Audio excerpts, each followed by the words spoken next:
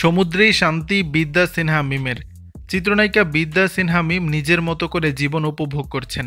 কাজ ও সংসার সামলে সময় পেলেই ছুটে যান পৃথিবীর বিভিন্ন প্রান্তে। সাগর পাড়েই যেন তিনি খুঁজে পান নিজের হৃদয়ের শান্তি। বর্তমানে তিনি স্বামী সনি পোদ্দারকে সঙ্গে নিয়ে ঘুরছেন রাবণের দেশ শ্রীলঙ্কায়।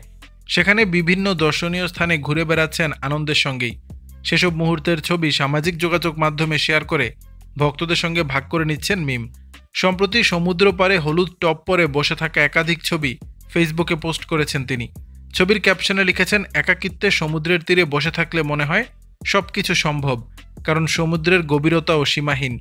এর পাশাপাশি একটি রিল ভিডিও শেয়ার করে মিম বোঝান সমুদ্রেই তিনি খুঁজে পান প্রকৃত প্রশান্তি।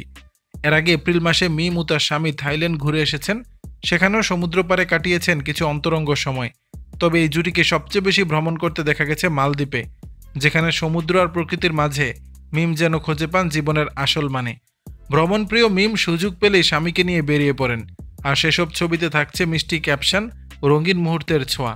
6 বছর প্রেমের পর 2022 সালের 4 জানুয়ারি ব্যাংকার সনি পোদ্দারকে বিয়ে করেন বিদ্যা সিনহা মিম।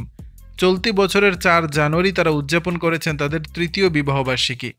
দর্শক, বিষয়টি নিয়ে আপনাদের মতামত জানাবেন নিচের কমেন্ট বক্সে।